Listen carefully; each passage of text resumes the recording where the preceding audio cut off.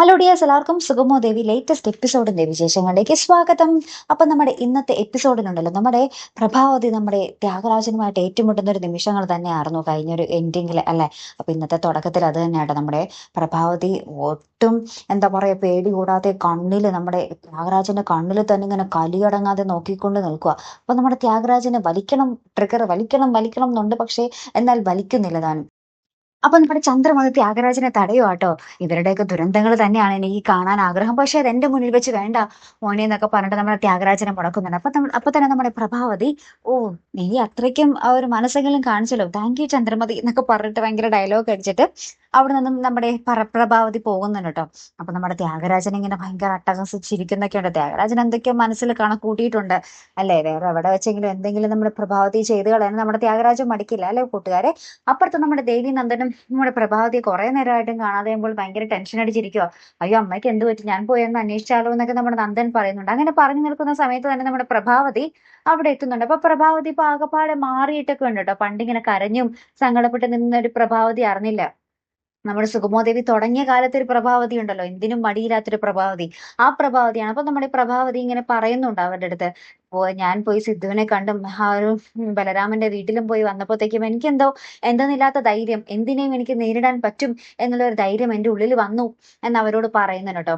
അതിനുശേഷം നമ്മുടെ ദേവി ഇങ്ങനെ ചോദിക്കുന്നുണ്ട്, അച്ഛൻ എന്ത് പറഞ്ഞമ്മേ, തനുജയുടെ കാര്യത്തിൽ അച്ഛൻ എന്തെങ്കിലും മനംമാറ്റം ഉണ്ടോ എന്ന് പറയുമ്പോൾ നമ്മുടെ പ്രഭാവതി പറയുന്നുണ്ട്, ഇല്ല മോളെ, സിദ്ധു വാക്കൊന്നും മാറ്റി പറയില്ല. അത് ബലരാമന്റെ ആത്മാവിനോടുള്ള നീതികേടാണെന്നാണ് സിദ്ധു പറയുന്നത്. അതിനി പറഞ്ഞിട്ട് നമ്മൾ നിർബന്ധിച്ചിട്ട് കാര്യമില്ല എന്ന് പറയുന്നുണ്ട് കേട്ടോ.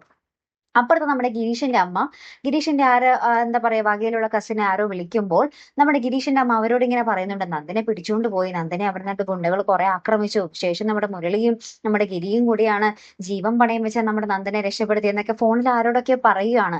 അപ്പൊ അത് നമ്മുടെ രജനി കേൾക്കുന്നുണ്ട് കേട്ടോ. അപ്പൊ രജനി ഇത് കേട്ടിട്ട് ഭയങ്കര സങ്കടത്തിൽ വന്നിട്ട് നമ്മുടെ ഗിരീഷിനോടും ഗിരീഷിന്റെ അമ്മയോടും ഭയങ്കര ദേഷ്യപ്പെടുന്നുണ്ട്. നിങ്ങൾ എന്തിനാണ് എന്നോട് ഈ കാര്യം മറച്ചു വെച്ചത്? നന്ദൻ എന്റെ അനിയനാണെങ്കിലും എനിക്ക് അവൻ മോനെ പോലെയാണ്, അവൻ എന്ത് സംഭവിച്ചാലും എന്റെ നെഞ്ചാണ് നീറുന്നതെന്നൊക്കെ പറഞ്ഞ് കുറെ കരയുന്നുണ്ട്. ശേഷം നമ്മുടെ ഗിരീഷും കുറെ ഒച്ചെടുക്കുന്നുണ്ട്. കാര്യം പറഞ്ഞാൽ മനസ്സിലാകാത്തവരോട് പറഞ്ഞിട്ട് കാര്യമില്ലല്ലോ. എടി നിന്നെ തന്നെ സങ്കടപ്പെടുത്തേണ്ടെന്ന് കരുതിയാണ് ഞങ്ങൾ പോലും മറച്ചു വെച്ചത്. ഞങ്ങൾക്കും അവൻ മോനെ പോലെ തന്നെയാണ്, അതുകൊണ്ട് തന്നെയാണ് ജീവൻ പണയം വെച്ച് പോലും അവനെ രക്ഷിക്കാൻ പോയതെന്നൊക്കെ പറഞ്ഞ് നമ്മുടെ ഗിരീഷും തിരിച്ച് ചൂടാകുന്നുണ്ട് നമ്മുടെ രജനിയുടെ അടുത്ത്. അപ്പൊ രജനിക്ക് മനസ്സിലായി, രജനീനെ കൂടുതൽ സങ്കടപ്പെടുത്താതിരിക്കാൻ വേണ്ടിയാണ് ഇവർ ഈ കാര്യം മറച്ചു വെച്ചതെന്ന് അറിയാം. പക്ഷെ രജനിക്ക് അത് പെട്ടെന്ന് കേട്ടപ്പോൾ ഒരു പൊട്ടിത്തെറി ആയിപ്പോയതാണ് അല്ലെ. അതിനുശേഷം നമുക്ക് കാണുവാൻ സാധിക്കുന്ന കാഴ്ച, നമ്മുടെ പ്രഭാവതി ഒരു വക്കീലിനെ കാണാൻ പോകുന്ന കേട്ടോ. അത് നമ്മുടെ ഹരിയേട്ടൻ പറഞ്ഞിട്ട്. അപ്പൊ ആ വക്കീലിനെ കാണാൻ പോകുമ്പോൾ ആ വക്കീൽ ഇങ്ങനെ കുറെ ചോദ്യങ്ങളൊക്കെ ചോദിക്കുന്നുണ്ട്. ശേഷം നമ്മുടെ ബലരാമൻ ആത്മഹത്യ ചെയ്തതാണെന്നാണ് നമ്മൾ ഇനി തെളിയിക്കേണ്ടത്, അതിന് വേണ്ട രേഖകൾ വേണം എന്ന് നമ്മുടെ പ്രഭാവതിയോട് പറയുന്ന ഒരു നിമിഷങ്ങളാട്ടോ കൂട്ടുകാരെ നമുക്ക് കാണുവാൻ സാധിക്കുന്നത്. അപ്പൊ അതിന് ആത്മഹത്യ ചെയ്യണ ഒരു കാരണം വേണം. അത് നമ്മുടെ തനുജ മകളാണെന്നുള്ള ഒരു കാര്യം നമ്മുടെ ബലരാമന് തുറന്നു പറയാൻ പറ്റാത്തതാണ് എന്നുള്ള ഒരു കാരണമാണ് അതിന്റെ പിന്നിലുള്ളത് അല്ലെ. അതാണെങ്കിൽ നമ്മുടെ സിദ്ധു ഒരിക്കലും പുറത്ത് പറയാൻ സമ്മതിപ്പിക്കുന്നില്ല താനും. അപ്പൊ ഇനി എന്ത് ചെയ്യും നമ്മുടെ പ്രഭാവതി, നമ്മുടെ ചന്ദ്രോത്ത് കുടുംബവും അല്ലെ കൂട്ടുകാരെ. എന്തായാലും കാത്തിരുന്ന് തന്നെ കാണാം. അപ്പൊ അടുത്തൊരു വീഡിയോയുമായി വരുന്നത് വരയ്ക്കും ഗുഡ് ബൈ.